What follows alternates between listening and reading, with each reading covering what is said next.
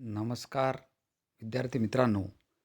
राजमाता जिजाऊ माध्यमिक आश्रमशाळा या यूट्यूब चॅनलमध्ये आपण आज इतिहास व राज्यशास्त्र इयत्ता 9वी राज्यशास्त्र या विषयाचा पाठ क्रमांक 3 भारताची सुरक्षा व्यवस्था या संदर्भात माहिती घेणार आहोत.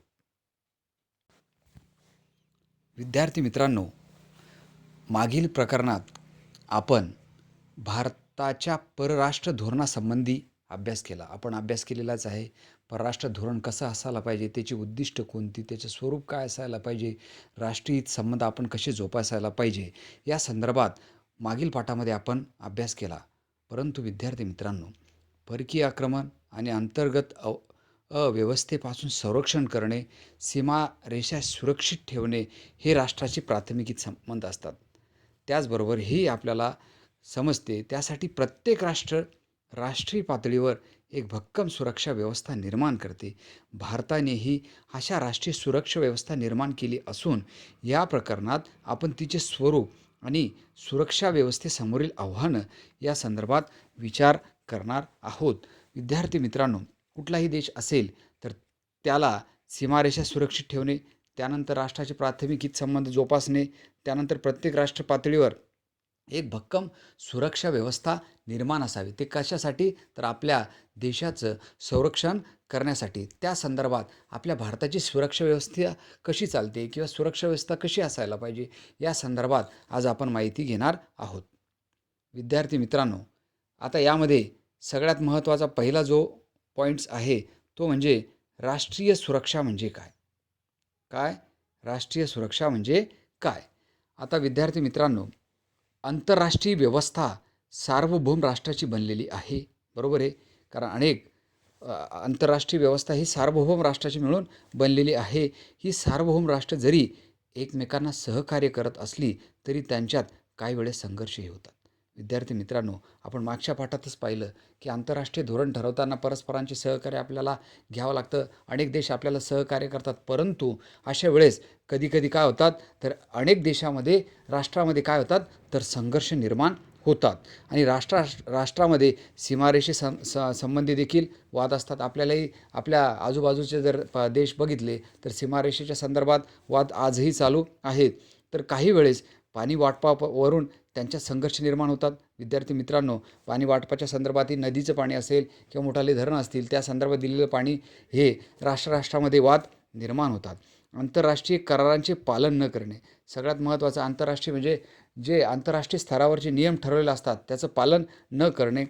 परस्परांशी सतस्पर्धा करणे. विद्यार्थी मित्रांनो, आपण असेल इत्यादी आपल्या सहकारी बाजूचा देश असेल किंवा इतर काही देश असतील ज्यांचे आपले संबंध असतात, परंतु त्यामध्ये स्पर्धा निर्माण झाल्यास काय होतं तर शेजारी देशातून परत निर्वासितांची लोंढे येणे. निर्वासित म्हणजे काय तर शेजारी देश असेल तिथे त्यांना न घेता तर ते कुठं असतात, देश मात्र दुसरा, मात्र ते कुठे येऊन राहतात तर आपल्या देशामध्ये.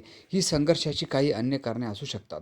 म्हणून राष्ट्रामध्ये अशा प्रकारे परस्पर विरोधी ही संबंध निर्माण झाल्यास त्याचे निराकरण तडजोडी, चर्चा यांच्या आधारे केले जातात. परंतु असे प्रयत्न जेव्हा अपुरे ठरतात तेव्हा एखादे राष्ट्र युद्धाचाही विचार करते. विद्यार्थी मित्रांनो, ज्यावेळेस अनेक समस्या निर्माण होतात तर त्या समस्या ही तडजोडीने किंवा शांततेने सोडवल्या जातात. परंतु कधीकधी असा विचार निर्माण होतो की त्या शांतता किंवा तहमार्गाने सोडवल्या जात नाही, तर कधीकधी असा त्यामध्ये काय निर्माण होतं, युद्धाचाही विचार त्यामध्ये येतो. एका राष्ट्राने दुसऱ्या राष्ट्रावर आक्रमण करणे, राष्ट्राच्या सार्वभौमत्वाला आव्हान देणे, यामुळे राष्ट्राच्या सुरक्षेला धोका निर्माण होतो. विद्यार्थी मित्रांनो, ज्यावेळेस इतर देश किंवा आपला देश एकमेकामध्ये वाद निर्माण होतात आणि ज्यावेळेस आक्रमण केलं जातं युद्धासाठी तर काय होतं तर आपल्या भारताच्या असेल किंवा त्या सुरक्षेच्या संदर्भात ज्या बॉर्डर लाईन असतील त्या संदर्भात काय होतं तर धोका निर्माण होतो. मग त्यासाठी काय करावं लागेल, आक्रमक राष्ट्रांच्या लष्करी सामर्थ्यामुळे अशा प्रकारचे आव्हान निर्माण होते आणि कोणत्याही परिस्थितीत राष्ट्राच्या सार्वभौमत्वाचे आणि अस्तित्वाचे रक्षण करणे ही राज्याचे पहिले कर्तव्य आणि जबाबदारी असल्याने राज्याला आपली सुरक्षा व्यवस्था कायम सज्ज आणि अद्ययावत ठेवावी लागते. विद्यार्थी मित्रांनो, आपण बघू शकतात की आपल्याकडेही लष्कर असेल, भूदल असेल, नौदल असेल, वायुदल असेल, तर याचं एकच हित, राष्ट्रीय हित आहे. काय? तर आपल्या देशाचं संरक्षण करणे, जनतेचं, सर्वसामान्य जनतेचं परकीय आक्रमणापासून संरक्षण करणे. म्हणून यालाच राष्ट्रीय सुरक्षा असे देखील म्हणतात. विद्यार्थी मित्रांनो, आता राष्ट्रीय सुरक्षेचे जतन करण्याचे मार्ग कोणते? तर हे बघा, राष्ट्रीय सुरक्षा म्हणजे पूर्ण देशाची सुरक्षा, हा सगळ्यात महत्त्वाचा मुद्दा. पूर्ण देशाची सुरक्षा, ते भौगोलिक असेल, राष्ट्रीय संबंधाच्या संदर्भात असेल, तर ही पूर्ण संरक्षण, परकीय आक्रमणापासून संरक्षण करण्याची जबाबदारी प्रामुख्याने राष्ट्रीय ह्या हितामध्ये ही मोडते. त्यामध्ये बघा, राष्ट्रीय सुरक्षेचा संबंध हा भौगोलिकतेशी जोडलेला आहे. कारण भौगोलिकदृष्ट्या अधिक निकट राष्ट्राकडून राष्ट्रीय सुरक्षेला धोका निर्माण होण्याची शक्यता असते. विद्यार्थी मित्रांनो, याच्यात सगळ्यात महत्त्वाची गोष्ट अशी की आपल्या शेजारील जे राष्ट्र असेल, भौगोलिकदृष्ट्या निकट म्हणजे अगदी जवळचे जे राष्ट्र असेल, तर त्यांच्यापासून सगळ्यात जास्त धोका हा आपल्या देशाला असतो. आता परकीय फार अंतरावर युरोप खंडातील असेल किंवा तुम्ही इकडं अमेरिका खंडातील गेला, तर तिथून आक्रमण व्हायला आपल्याला वेळ लागेल. पण भौगोलिकदृष्ट्या म्हणजे निकटचे जे राष्ट्र आहे, यांच्यापासून जास्त धोका आपल्याला कधीही निर्माण असतो. म्हणून आपल्या भौगोलिक सीमारेषांना असलेला धोका कोणता आहे व तो कोणाकडून आहे हे ओळखणे फार महत्त्वाचे आहे. ही राष्ट्रीय सुरक्षा जतन करण्याचे सगळ्यात महत्त्वाचा मार्ग त्याच्यामध्ये सांगता येईल. आता नंबर 2कडे वळूया. हा धोका जर दूर ठेवायचा असेल, तर त्यासाठी राष्ट्राला आपली लष्करी ताकद वाढवावी लागते. बरोबर आहे की नाही? नवीन नवीन शस्त्रास्त्र घ्यावं लागतील, अद्ययावत शस्त्रास्त्र आपल्याकडे ठेवावं लागेल. आपली लष्करी ताकद त्या देशापेक्षा आपल्याला स्ट्रॉंग बनवावी लागेल. त्यानंतर आधुनिक तंत्रज्ञानाचा अवलंब करून धोक्याविषयी अंदाज बांधणे. विद्यार्थी मित्रांनो, आपण जर पाहिलं तर आधुनिक तंत्रज्ञान म्हणजे तुमचे सॅटेलाईट असतील, त्यानंतर विविध CCTV फुटेज असतील किंवा इतर आधुनिक शस्त्रास्त्र असतील, तर याचा आधुनिक तंत्रज्ञानाचा वापर करून आपण धोक्याविषयी अंदाज बांधणे.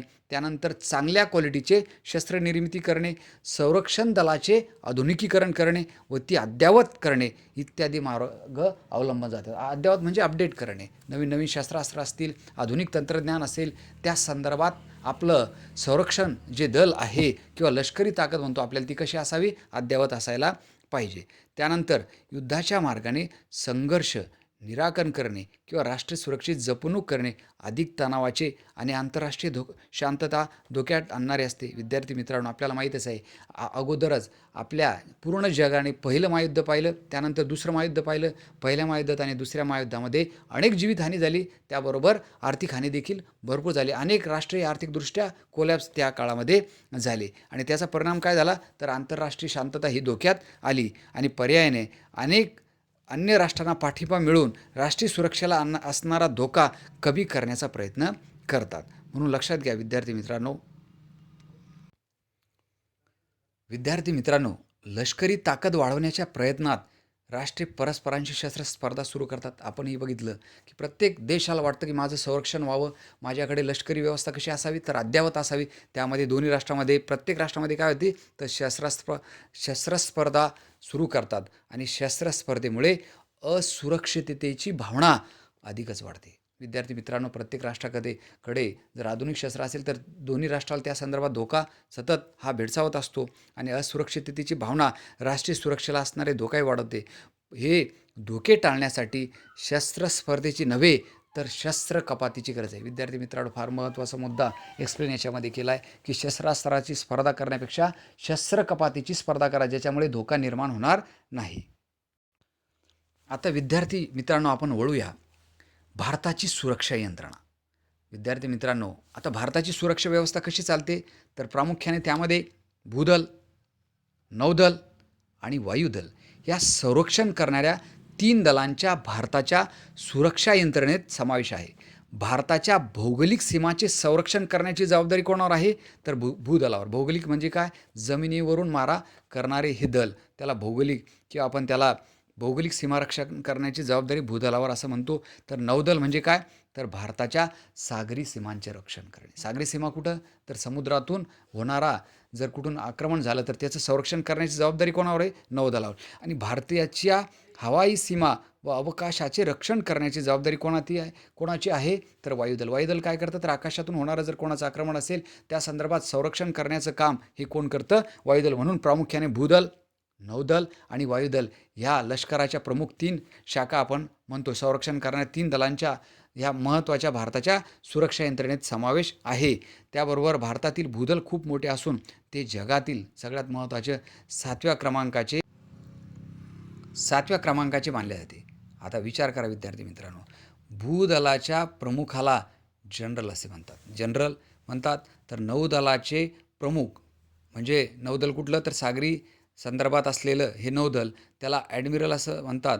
तर वायुदलाच्या प्रमुखाला एअर चीफ मार्शल असे म्हणतात. या तीनही प्रमुखांची नेमणूक कोण करतं, तर भारताचे राष्ट्रपती करतात. बघा आता याच्यामध्ये बघा भूदल दाखवलं आपल्या डोळ्यासमोर. बघा जमिनीवर मारा करणारे हे भूदल. नौदल कशातून, तर समुद्रातून हे मारा करणारं नौदल हे दल. आणि तिसरं कोणतं, तर वायुदल. हे कशातून, अवकाशातून मारा करणारे हे वायुदल. हे प्रमुख 3 दल हे भारतामध्ये असतात आणि प्रामुख्याची भूमिका हे बजावतात. भारताचे आदरणीय राष्ट्रपती सर्व संरक्षण दलाचे सरसेनापती, supreme commander of the defence forces असतात आणि राष्ट्रपतीच्या संमतीशिवाय संरक्षण दलांना युद्ध अथवा शांततेसंबंधी निर्णय घेता येत नाही.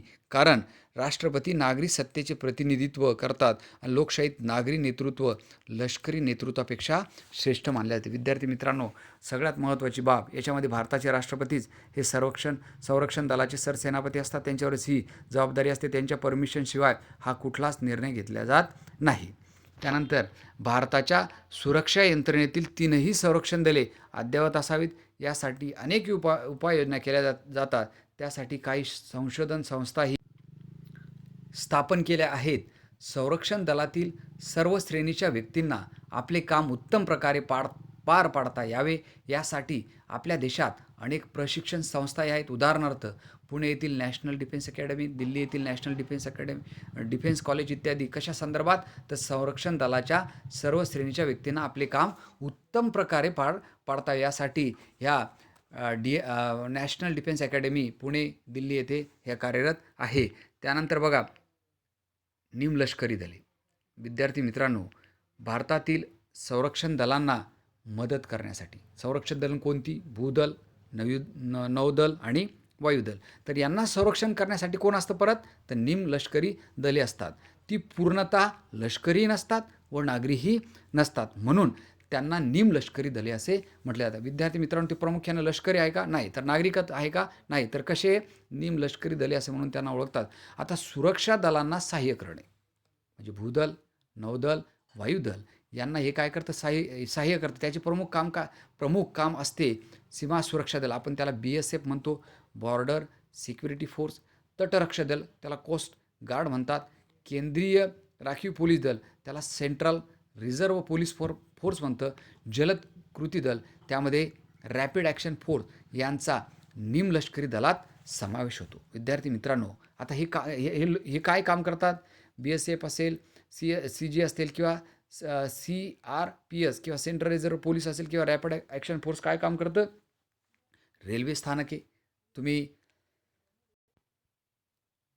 रेल्वे स्टेशनला गेलाच असाल तिथं ही दलं आपल्याला दिसतात. त्यामध्ये परत तेलसाठ्यामध्ये पेट्रोल असेल, डिझेल असेल, बरोबर आहे की नाही.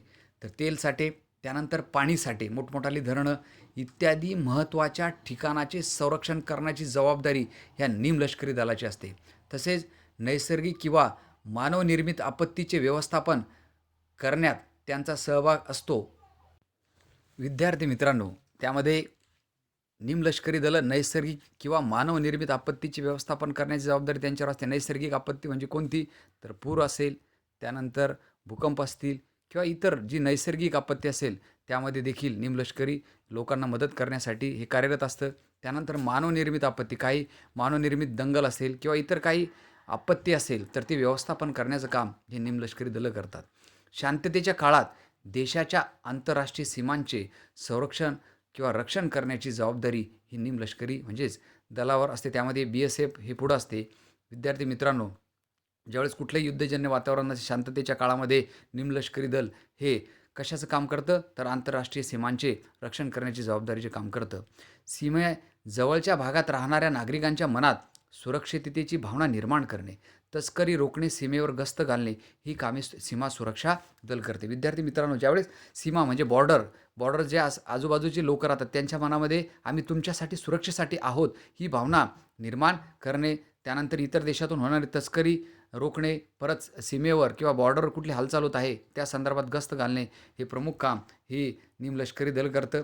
त्यानंतर भारताच्या सागरी किनाऱ्याचे रक्षण करण्यासाठी तटरक्षक दलाची निर्मिती करण्यात आली आहे. त्यामध्ये नौदल तर आहेच, पण त्यांच्या सहाय्य करण्यासाठी कोण, तर तटरक्षक दल इथं काम करतं.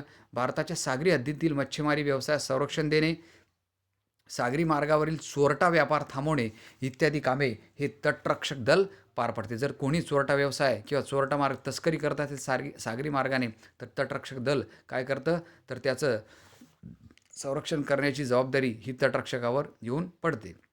म्हणजे निमलष्करी दलावर कायदा व सुव्यवस्था राखण्याच्या कामी विविध राज्यातील प्रशासनास मदत करण्याचे काम केंद्रीय राखीव पोलीस दल करतं. विद्यार्थी मित्रांनो, काही ठिकाणी जर कायदा व सुव्यवस्था ही व्यवस्थित राखल्या जात नसेल तर काय करतात, तर केंद्रीय राखीव पोलीस दल त्यांना मदत करण्याचं, त्या शासनाला मदत, त्या राज्याला मदत करण्याचं काम हे कायदा व सुव्यवस्थेच्या संदर्भात करत आहे.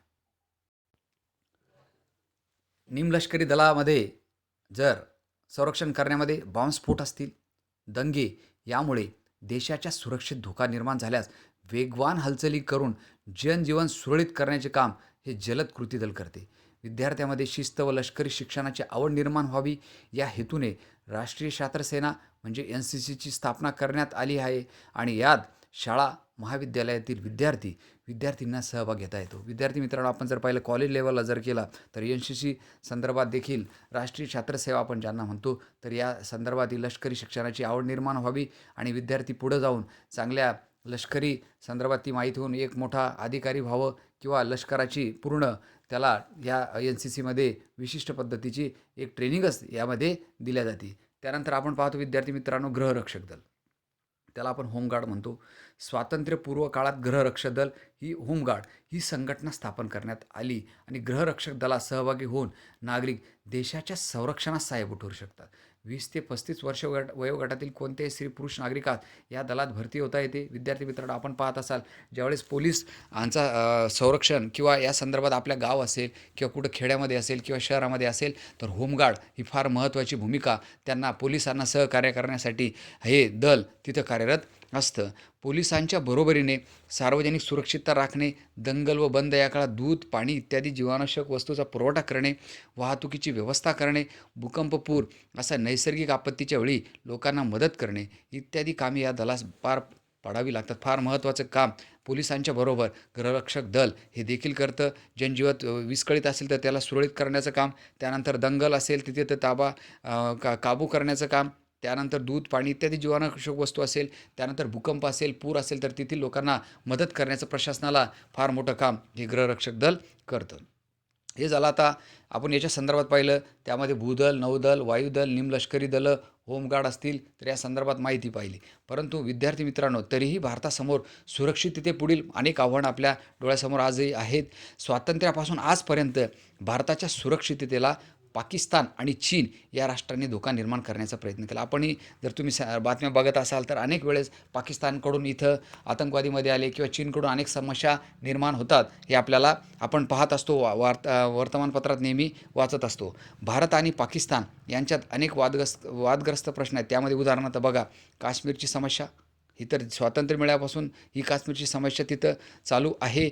पाणी वाटपाविषयीचे तंटे, घुसखोरीची समस्या आहे. घुसखोरी का, तर इतर देशातून येणारे नागरिक असतील, त्यानंतर लष्कर त्यामध्ये आतंकवादी असतील, त्यानंतर तस्करी करणारे लोक, घुसखोरीची समस्या, त्यानंतर सीमावाद काय, तर जी बॉर्डर लाईन आहे त्या संदर्भात सीमावाद इत्यादी हे प्रश्न चर्चा आणि वाटाघाटीच्या माध्यमातून सोडवण्याचा प्रयत्न भारत सातत्याने करीत आहे. परंतु भारत पाकिस्तान संबंधाविषयी तुम्हाला या प्रकरण 6मध्ये अधिक अभ्यासाला मिळणार आहे. आशिया खंडात भारत आणि चीन हे महत्त्वाचे देश आहेत की जे आर्थिकदृष्ट्या सक्षम व्हायला लागलेले आहेत. 1962मध्ये चीनबरोबर आपले युद्धही झाले आहेत आणि भारताच्या शेजारी असणाऱ्या राष्ट्रावर आपले प्रभुत्व प्रस्थापित करण्याचा प्रयत्न चीन करत असल्यामुळे भारत चीन संबंधात तणाव आहे आणि सीमारेषेबाबत भारत चीन यामध्ये आज देखील वाद चालू आहे.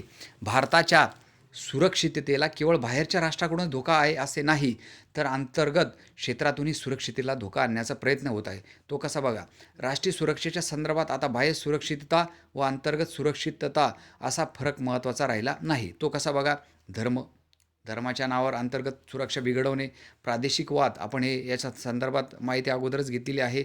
वैचारिक, वांशिक, आर्थिक यावर आधारित अनेक बंडखोर चळवळी अंतर्गत क्षेत्रात अस्थिरता निर्माण करतात. उदाहरणार्थ बघा, नक्षलवादी चळवळ. विद्यार्थी मित्रांनो, फार मोठी धोका अंतर्गत जर कुठला असेल तर तो नक्षलवादी चळवळीचा, कारण कुठलेच नियम ते लोक मानायला तयार नाही. त्यापासून फार मोठा धोका हा भारताला आज पण मोठं आव्हान आपल्या डोळ्यासमोर आहे. त्यानंतर परत सगळ्यात मोठं आव्हान दहशतवाद. हे भारताच्या अंतर्गत सुरक्षेच्या संदर्भातील सर्वात मोठे आव्हान आहे. दहशतवाद ही एक जागतिक समस्या असून भारत नष्ट व्हावा म्हणून भारत सतत प्रयत्नशील आहे. कारण भारत हा एक शांतताप्रिय असा देश आहे. आतंकवादाच्या संदर्भात जर आपण विचार केला तर भारत अनेक वेळेस या संदर्भात विरोध करत आलेला आहे. आणि दहशतवाद अत्यंत वाईट, ही दहशतवादी संघटना अनेक वेळेस आपल्या भारतात येऊन अनेक आक्रमण देखील करत आहे, परंतु ती सोडवण्याचा भारत हा पूर्णपणे प्रयत्न करतो. कारण अशा अनेक अंतर्गत असेल किंवा बाह्य जी आव्हानं अजूनही भारताला आहेत. विद्यार्थी मित्रांनो, आता मानवी सुरक्षा.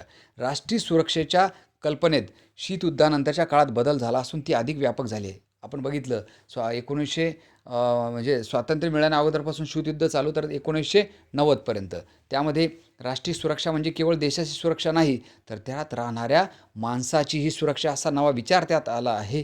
कारण देशाची सुरक्षा ही अंतिमतः माणसासाठीच असते, बरोबर आहे की नाही. आपण कशाचं संरक्षण करतो, तर त्या बॉर्डरचं करतोच. कशासाठी, तर अंतर्गत राहणाऱ्या माणसांसाठी. म्हणूनच माणूस केंद्रस्थानी ठेवून नव्याने केलेला सुरक्षेचा विचार म्हणजे मानवी सुरक्षा. विद्यार्थी मित्रांनो, भारतात कोण राहतं, तर सर्व मनुष्यच असतो, बरोबर आहे की नाही. तर त्यांचं संरक्षण करणे म्हणजेच पर्यायाने कोणाचं संरक्षण करणे, तर या मातृभूमी या देशाचं संरक्षण करणे होय. मानवी सुरक्षेस माणसाचे सर्व प्रकारच्या धोक्यापासून संरक्षण करून त्यांना शिक्षण, चांगल्या क्वालिटीचं शिक्षण देणे, चांगल्या आरोग्य सुविधा देणे, विकासाच्या संधी प्राप्त करून देणे अपेक्षित आहे. निरक्षरता, दारिद्र्य, अंधश्रद्धा, मागासलेपणा दूर करून सर्वांना सन्मानाने जगण्यासाठी पोषक परिस्थिती निर्माण करणे याचाही समावेश मानवी सुरक्षेत होतो. म्हणून अल्पसंख्याक व दुर्बल गटांच्या हक्काचे संरक्षणही मानवी सुरक्षेसाठी आवश्यक आहे. मानवी सुरक्षेला असणारे आव्हान. आता कुठली आव्हान आहे मानवी सुरक्षेला?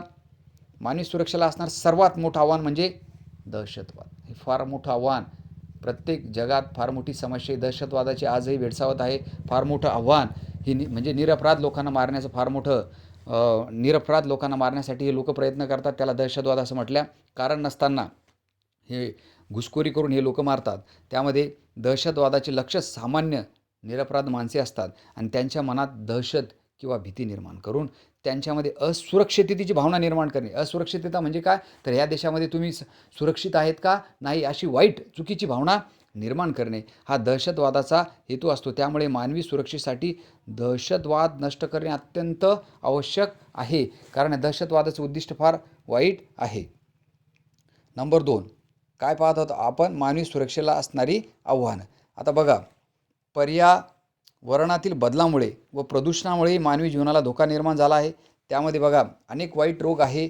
AIDS, dengue, chikungunya, swine flu, Ebola, बरोबर आहे की नाही, यासारख्या रोगांची मोठी आव्हान निर्माण केली. हे साथीचे रोग विद्यार्थी मित्रांनो अत्यंत फार मोठं आव्हान याच्यामुळे निर्माण झाले. अशा रोगापासून मानवाचे संरक्षण हाही मानवी सुरक्षिततेचा घटक मानला जातो. विद्यार्थी मित्रांनो, आज जर आपण पाहिलं तर ऑनलाईन शिक्षण घ्यावं लागतं आहे. कशामुळं माहिती आहे तुम्हाला, तर तुम्हालाही माहिती आहे. आपण आता हे शिक्षणाची जी सुरुवात केली ती कशामुळं, तर कोरोना हा फार मोठा म्हणजे महामारी आपण ज्याला म्हणतो ती येऊ घातली आहे. आणि ती कशामुळे, तर हे पर्यावरणाचं संतुलन याच्यामुळे, बरोबर आहे की नाही. तर त्या संदर्भात ही फार मोठं आव्हान हे आज अंतर्गत आपल्या डोळ्यासमोर आहे. भारताच्या सुरक्षा व्यवस्थेचे स्वरूप आपण या प्रकरणात अभ्यासले. राष्ट्रीय सुरक्षा ते मानवी सुरक्षा अशा सुरक्षेसंबंधीच्या कल्पनेत झालेला बदलही आपण या प्रकरणात समजून घेतला. पुढील प्रकरणात आपण संयुक्त राष्ट्रीय आंतरराष्ट्रीय संघटनेचा अभ्यास करणार आहोत आणि मानवी सुरक्षेसाठी ती कोणत्या उपाययोजना करते ती समजून घेऊ. विद्यार्थी मित्रांनो, आजच्या पाठामध्ये आपण कशाचा अभ्यास केला? आजच्या पाठामध्ये आपण भारताची सुरक्षा व्यवस्था, राष्ट्रीय सुरक्षा म्हणजे काय, राष्ट्रीय सुरक्षेचे जतन करण्याचे मार्ग, त्यानंतर भूदल असेल, नौदल असेल, वायुदल असेल, भारताच्या सुरक्षा यंत्रणा या संदर्भात माहिती पाहिली. निमलष्करी दले, गृहरक्षक दल, भारताच्या सुरक्षतेपुढील आव्हाने, त्यानंतर मानवी सुरक्षेला असणारी आव्हाने, मानवी सुरक्षा या संदर्भात आज आपण डिटेल चर्चा केली. विद्यार्थी मित्रांनो, आपण या संदर्भात आपल्याला सर्व माहिती असायला पाहिजे. धन्यवाद.